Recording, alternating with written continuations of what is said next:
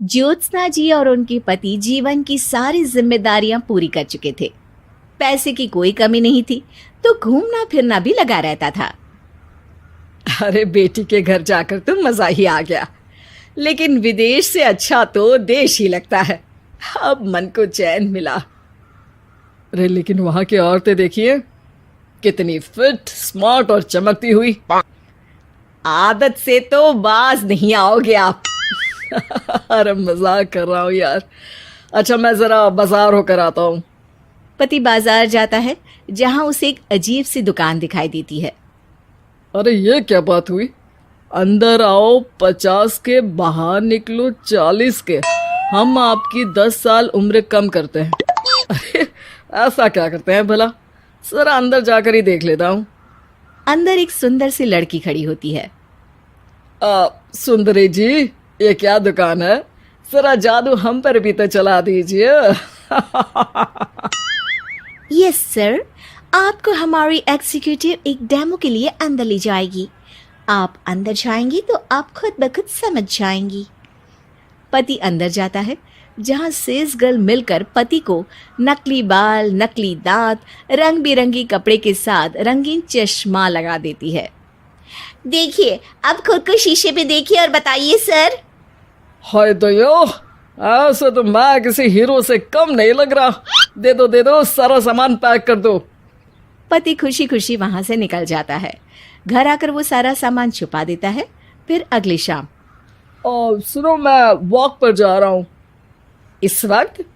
अरे नाती पोतों को वीडियो कॉल करके बात तो कर लो। अब हाँ, आकर करता हूँ ना, पक्का पक्का। पति बाहर जाकर सारा मेकअप करता है और मार्केट में घूमता है, जहां उसे एक स्मार्ट सी महिला दिखती है। क्या आपको मुझसे कोई काम है?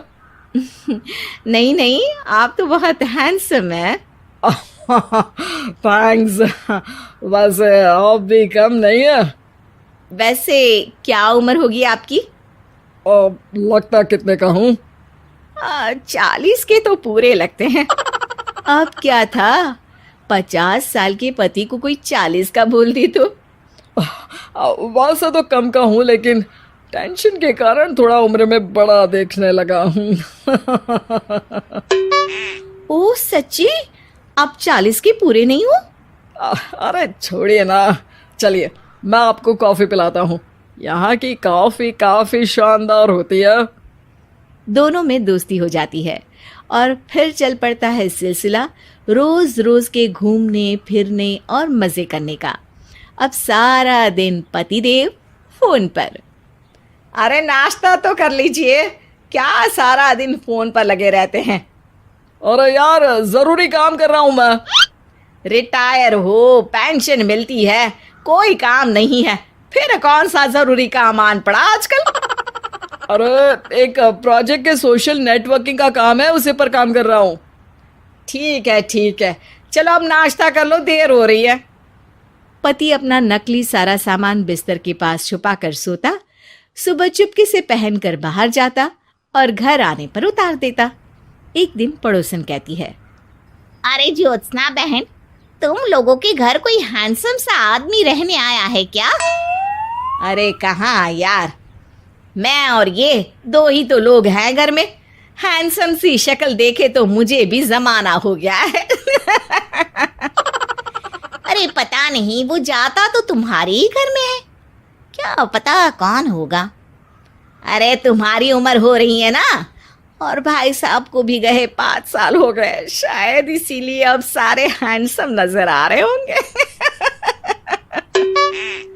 पड़ोसन भी ज्योत्सना की बात पर मुस्कुराकर वहां से चली जाती है। एक दिन, अरे सुनो जी, बहू बेटा और पोता आ रहे हैं, कुछ दिनों के लिए वो हमारे साथ ही रहेंगे। अरे शिट यार, ये क्या है?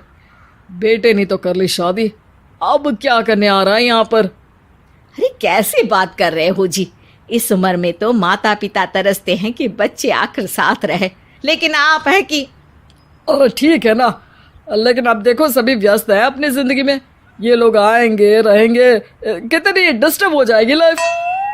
कैसी बात कर रहे हो? अरे जैसे बहुत हैपनिंग है ना तुम्हारी लाइफ, तो जो बच्चों के आने से डिस्टर्ब हो जाएगी। अरे दिन काटने मुश्किल होते हैं, बच्चे आ जाएंगे तो थोड़ा दिन रात पता तो चलेगा। ओफो, ठीक है, लेकिन बोल देना कि ना कोई मेरे कमरे में आए, ना मेरी लाइफ पे दखल दे कि मैं कहाँ जा रहा हूँ, क्या कर रहा हूँ, समझी? खैर, वो दिन भी आ जाता है जब बहू, बेटा और पोता उन लोगों के घर आते हैं। एक दिन, माँ जी, आज मेड नहीं आई है तो मैं आप लोगों के कमरे में झाड़ू लगा देती हूँ। अरे नहीं बहू, वो तेरे पापा को ना पसंद नहीं है कि कोई उनके कमरे में जाए। तू छोड़ ना, मैं खुद ही लगा दूंगी। सास को समझ में नहीं आता कि आखिर उसके पति ने किसी को कमरे में जाने से मना क्यों कर रखा है। खैर, वो साफ सफाई करके बाहर निकल आती है, लेकिन कहते हैं ना, बच्चा तो अबोध होता है, उसे किसी बात का क्या पता। वो खेलते खेलते दादा के बिस्तर तक पहुंच जाता है और बाहर ले आता है दादा का वो सारा सामान जो वो लगाकर घूमते थे। ज्योत्सना की नजर उस सामान पर पड़ती है। वो बच्चे से पकड़कर कमरे में लाती है और पैकेट खोलकर देखती है। हाय रे दैया, ये क्या? लग रहा है कि आजकल ये प्रोजेक्ट नया मिला हुआ है। बेटे बहू के जाने के बाद ज्योत्सना सोचती है कि वो बात करेगी, लेकिन फिर अरे खुद से बात करूंगी तो मुकर जाएंगे। पता लगाना होगा कि माजरा क्या है। कुछ दिनों बाद, अरे यार, ये बच्चे लोगों के आने से लाइफ ना बड़ी डिस्टर्ब सी रही। मैं कुछ देर के लिए वॉक पर जा रहा हूँ, आराम से आऊँगा 2-4 घंटों के बाद, ठीक है? मैं क्या सोच रही हूँ कि मैं भी आपके साथ चलती हूँ। अरे थोड़ा रिलैक्स मैं भी तो हो जाऊं। हाँ, पड़ोस वाली बुढ़िया के साथ नीचे पार्क में जाकर वॉक करके आ जाओ। अच्छा जी, तुम कार से लॉन्ग ड्राइव के मजे लो और मैं पड़ोस की बुढ़िया के साथ। पति नहीं मानता और अपना पैकेट और कार लेकर निकल जाता है। रास्ते से वो उस महिला मित्र को फोन करता है। हाय ब्यूटीफुल, मैं कुछ दिनों के लिए आउट ऑफ कंट्री था, आज आ गया तो सोचा तुमसे मिल लूं। हाँ, क्यों नहीं, क्लब में आ जाओ। पति क्लब में पहुंचता है, सारा नकली सामान चिपका भी लेता है, लेकिन उसे पता नहीं होता कि ज्योत्सना ने सबका गोंद निकाल दिया है। ओ बेबी, मैंने आपको बहुत मिस किया। मैंने भी। लेकिन वो जैसे ही हंसता है, उसके नकली बाल गिरकर हाथ में आ जाते हैं, जिससे उसका सर गंजा दिखता है। ओ ये क्या? तभी उसका दांत भी हाथ में आ जाता है और ज्योत्सना के पति का सारा बुढ़ापा उसकी दोस्त के सामने आ जाता है। हे भगवान, अंकल जी कौन है आप? क्या ऐसी बात कर रही हो अंकल? मैं तो तुम्हारा दोस्त हूँ। अरे पर हो तो अंकल ही ना। नकली दांत, नकली बाल और क्या क्या नकली है। पति को गुस्सा आ जाता है। वो महिला के बाल पकड़कर खींचता है, जिसके बाद उसका बाल भी उसके हाथ में आ जाता है और महिला के सारे पके बाल सामने आ जाते हैं। ओह, तो तुम भी उसी दुकान से हो? जाओ 50 की निकलो 40 के।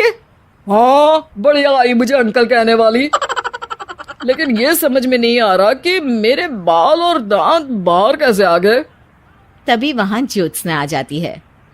जी, मेरी वजह से। चलिए इन आंटी जी को नमस्ते कहिए, फिर घर चलते हैं और वहां मैं बनाऊंगी आपको 40 का।